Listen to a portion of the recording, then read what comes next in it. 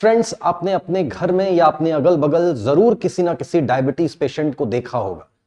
भारत में दुनिया में दूसरे सबसे ज्यादा नंबर ऑफ डायबिटीज पेशेंट्स हैं। भारत में 77 मिलियन डायबिटीज पेशेंट्स हैं। भारत में हर 11 में से एक व्यक्ति को डायबिटीज है। दुनिया के जितने भी डायबिटीज पेशेंट्स हैं उनका 17% पॉपुलेशन इंडिया में ही रहती है। आखिर ये इंडिया में इतना सारा डायबिटीज हो क्यों रहा है? देखिए, अभी तक भारत में जो डायबिटीज एक्सप्लोजन आपको देखने को मिला, इसके लिए जिम्मेदार सिर्फ भारत की सेडेंट्री लाइफस्टाइल और हमारी फूडिंग हैबिट को ही माना जाता था। परंतु अभी एक रीसेंट स्टडी हुई है ओहायो यूएसए में, जिसने ये बात बताई है कि भारत में ये जो 200 वर्ष लंबा ब्रिटिश रूल था, इसमें जो उनका मिस गवर्नेंस था, उसका भी एक लिंक है इंडिया में डायबिटीज एक्सप्लोजन से। ब्रिटिश रूल का भारत में आज होने वाले डायबिटीज केसेस से क्या संबंध हो सकता है? चलिए इसी बात को हम लोग जानने और समझने की कोशिश करते हैं। Let's decode it. देखिए, भारत में ब्रिटिश रूल लगभग 200 सालों तक चला। इन 200 सालों में अंग्रेजों ने भारत को लूटने में कोई कसर नहीं छोड़ी।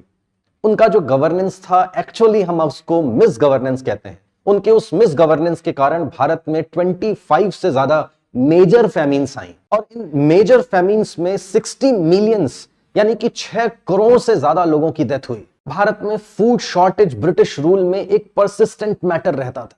हमेशा लोग स्टारवेशन की कंडीशन में ही रहते थे। फॉर एग्जाम्पल, आपने 1943 की बहुत ही फेमस ग्रेट बंगाल फैमिन के बारे में सुना होगा। उस ग्रेट बंगाल फैमिन में अकेले इतने लोग मरे जितने कि एंटायर वर्ल्ड वॉर 2 में लोग नहीं मरे। और उस ग्रेट बंगाल फैमिन का कारण ब्रिटिश मिस गवर्नेंस ही बताया जाता है। जब ये फैमिन्स भारत में आया करती थी, इस दौरान लोगों को बहुत लंबे समय तक भूखे रहना पड़ता था। भूखमरी का इस प्रकार से आलम था कि जब गर्भवती महिलाएं होती थी, उनको भी प्रॉपर न्यूट्रिशन नहीं मिल पाता। इस कारण उनके पेट में पल रहे भ्रूण को भी सफिशिएंट मात्रा में न्यूट्रिशन नहीं मिल पाता था, जिसके कारण हुई एक बहुत ही महत्वपूर्ण घटना जिसको हम लोग बोलते हैं फीटल प्रोग्रामिंग। और इस फीटल प्रोग्रामिंग के कारण एपिजेनेटिक चेंजेस हुए। एपिजेनेटिक चेंजेस का मतलब कुछ ऐसे चेंजेस जिसमें कि जेनेटिक सीक्वेंस यानी कि डीएनए सीक्वेंस में कोई चेंज नहीं आता, लेकिन उसके बावजूद उसका जो इंपैक्ट है, उसका जो आउटकम है, उसमें बड़े परिवर्तन देखने को मिलते हैं। ज्यादातर इसके लिए एनवायरमेंटल इंपैक्ट ही जिम्मेदार माना जाता है। अब इस मैटरनल मैलन्यूट्रिशन के कारण गर्भ में पल रहे भ्रूण में एक लंबा चेंज आया, एक बड़ा चेंज आया, एपिजेनेटिक चेंज आया। इन एपिजेनेटिक चेंजेस ने डायरेक्टली इस बात को प्रभावित किया कि हमारे मेटाबॉलिक पाथवेज कैसे होंगे, हमारा फूड किस तरह से डाइजेस्ट होगा, कहां स्टोर होगा, कैसे स्टोर होगा और कैसे उस न्यूट्रिएंट को हमारे ब्लड स्ट्रीम में रिलीज करेगा। देखिए, भारत में और साउथ एशियन कंट्रीज में जिन लोगों ने फैमिन्स का सामना किया था, उनमें और उनकी फैमिली के, उनके डिसेंडेंट्स में एक तरीके का मेटाबॉलिक डिसऑर्डर आ गया। देखिए, ओहायो यूएसए में रहने वाले vascular and obesity medicine expert doctor Mubeen Syed ने बताया, उन्होंने बताया कि इस लंबी फैमिन के कारण लोगों के अंदर में जो चेंजेस आए, वो चेंजेस क्या थे कि अब उन साउथ एशियंस की बॉडी में फैट स्टोर करने की टेंडेंसी, प्रोपेंसिटी बढ़ गई, जिसके कारण से साउथ एशियंस की बॉडी में लीन मसल मास की मात्रा भी कम हो गई। इसीलिए आपने ज्यादातर इंडियंस को देखा होगा विद अ बेली फैट, जिसको बोलते हैं कि इंडियन बॉडी टाइप यानी कि एप्पल बॉडी टाइप। इस लंबी भूखमरी के दौर के कारण हमारी बॉडी ने जो एडेप्टेशंस किए, उसमें यह शामिल था कि हमारी बॉडी अब लिवर के आसपास ज्यादा फैट स्टोर करके रखती है, जिसको कि वो लगातार धीरे धीरे करके ब्लड स्ट्रीम्स में रिलीज करती रहती है। अब आज के दौर में हम लोग ऐसे किसी भूखमरी के दौर में तो जी नहीं रहे। आज के समय में फूड अबंडेंस का दौर है। हमको पर्याप्त न्यूट्रिशन, पर्याप्त भोजन मिलता है, जिससे भी हमको शुगर मिलता है, जिससे कि हमको फैट मिलता है, बाकी के प्रॉपर न्यूट्रिशंस मिलते हैं। तो उनसे भी आने वाला ग्लूकोज जो हमारी ब्लड स्ट्रीम में पहुंचता है, पहले से स्टोर हमारे लिवर के आसपास जो ग्लूकोज है वो हमारे ब्लड स्ट्रीम में पहुंचता है, जो हमारी बॉडी में, ब्लड में शुगर लेवल को बढ़ा देता है।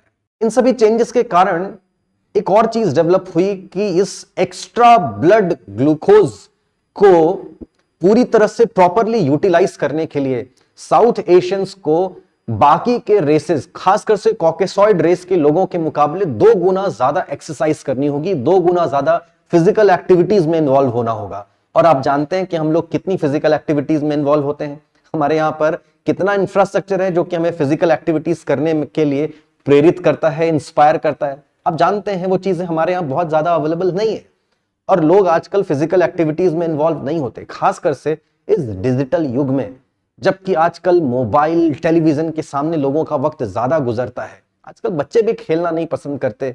ऐसे में डायबिटीज के केसेस लगातार बढ़ते जा रहे हैं और ये यंग एडल्ट्स में, बच्चों में भी देखने को मिल रहा है।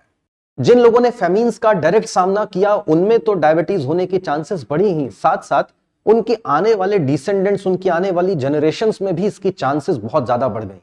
अभी देखिए, हाल फिलहाल एक स्टडी कराई गई ब्राउन यूनिवर्सिटी और हार्वर्ड मेडिकल यूनिवर्सिटी में, जहां पर 3000 से ज्यादा सब्जेक्ट्स को लेकर के स्टडी की गई। यहां पर यह बात सामने आई है कि ऐसे लोगों की फैमिली में एक टेंडेंसी बन जाती है डायबिटीज डेवलप होने की।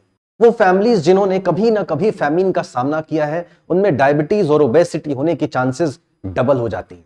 देखिए, स्टडीज में एक और बात सामने आई कि डायबिटीज होने का एक और कारण है, और वो ये कि ग्लोबलाइजेशन के कारण हम लोगों को अब ऐसे फूड से रूबरू होना पड़ रहा है, ऐसे फूड को कंज्यूम करना पड़ रहा है जिससे हमारी बॉडी परिचित नहीं है। इस अपरिचित फूड को प्रॉपरली डाइजेस्ट करने में हमारी बॉडी सक्षम नहीं हो पाती, तो उसको वो हमारे लिवर के आसपास स्टोर कर देती है, जिससे आगे चलकर डायबिटीज टाइप 2 के डेवलप होने की चांसेस बढ़ जाती है।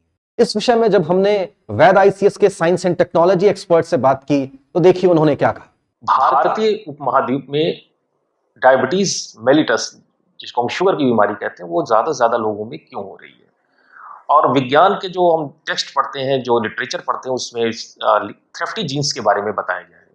थ्रेफ्टी जीन्स विशेष प्रकार के जीन्स होते हैं जो कि ऐसी ह्यूमन पॉपुलेशन में पाए जाते हैं जो पीरियड ऑफ स्टार्वेशन से होकर गुजरी हुई, जो भूखमरी की समस्या से ग्रसित रही है। थ्रेफ्टी जीन्स की खास बात क्या होती है? ये जो जीन्स होते हैं ये विशेष प्रकार से at the time of starvation, जब स्टार्वेशन का समय हो, भूखमरी का समय हो, खाने की कमी हो, तो उस समय से लोगों को बचाने के लिए, जब पीरियड ऑफ प्लेंटी होता है, जब खाने की अधिकता मिलती है, जब ज्यादा मात्रा में भोज्य पदार्थ उपलब्ध होते हैं, तो ऐसी स्थिति में ये जीन्स ज्यादा से ज्यादा मात्रा में फैट का एक्युमुलेशन बॉडी में करते हैं। This causes obesity in the population. तो ये पॉपुलेशन में जो मोटापे के लक्षण वो तो बढ़ा देती है। And as we know that the main cause of diabetes is the girth, increment in the girth of the belly region. तो जो पेट का जो क्षेत्र होता है उसमें जब उसकी एरिया में मोटाई में वृद्धि होती है, उसकी गर्थ बढ़ती है, तो ऐसी स्थिति में डायबिटीज होता है। इंडियन पॉपुलेशन के साथ हमने देखा है कि कॉलोनियल पीरियड में भी अगर देखा जाए तो काफी ज्यादा बड़े बड़े फेमिन्स आए थे, बहुत भूखमरी की समस्या से ग्रसित रही है पॉपुलेशन। और सिलेक्शन जो ये एक तरह का सिलेक्शन हुआ, इसमें जो थ्रेफ्टी जीन्स के पॉपुलेशन के एक बहुत बड़े पॉपुलेशन के हिस्से में बने रहने की संभावना दिखाई पड़ती है। तो ये इसकी पूरी संभावना है कि जो इंडियन सबकॉन्टिनेंट की जो पॉपुलेशन है उसमें भूखमरी की वजह से या जो अकाल पड़े की वजह से थ्रेफ्टी जीन्स जो है वो ओबेसिटी कॉज करते हैं, और उसी के कारण है जीनोटाइप और ये डायबिटीज का रोग। इसके अलावा कुछ थ्योरीज ये भी कहती हैं कि देखिए, diabetes basically it's a lifestyle disease. तो लाइफस्टाइल डिजीज होने की वजह से अगर हम देखें 1991 में ग्लोबलाइजेशन और LPG रिफॉर्म्स आए, उसके बाद देश का जो मार्केट है वो ओपन हो गया विदेशी कंपनियों के लिए, और बहुत सारा वेस्टर्न फूड जो है वो इंडिया में पहुंचता है और लोगों की लाइफ में लग्जरी बढ़ती है। डायबिटीज ऐसा रोग है जो कि ज्यादा मात्रा में लेविश लाइफस्टाइल जीने से भी ये रोग की संभावना बढ़ जाती है, क्योंकि 1991 से पहले भी थ्रेफ्टी जीन्स थे भारत में, लेकिन उससे पहले जो है ये इस डिजीज का प्रेवलेंस इतना ज्यादा नहीं था।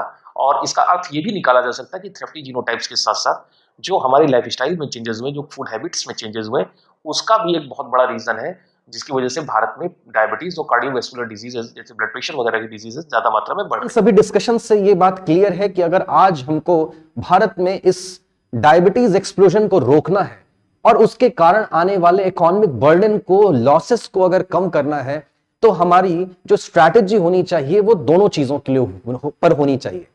एक तो हमको देश में लोगों की लाइफस्टाइल और फूडिंग हैबिट को ठीक करने की कोशिश करनी है, और साथ ही साथ हमको इसके हिस्टोरिकल कंटेक्स्ट को भी समझना है। उसके हिसाब से हमको एक टेलर्ड अप्रोच की जरूरत पड़ेगी, और इन दोनों ही बातों का अगर ठीक से ध्यान रखा गया तो हो सकता है कि आने वाले समय में, जैसा कि WHO बोलता है कि 2045 तक भारत में 134 मिलियन डायबिटीज के पेशेंट्स हो सकते हैं। शायद इस बुरे सपने, बुरे दिन तक हम ना पहुंच पाए, और आने वाले समय में हम इंडिया में डायबिटीज के पेशेंट्स की संख्या को 77 मिलियन से काफी कम करें।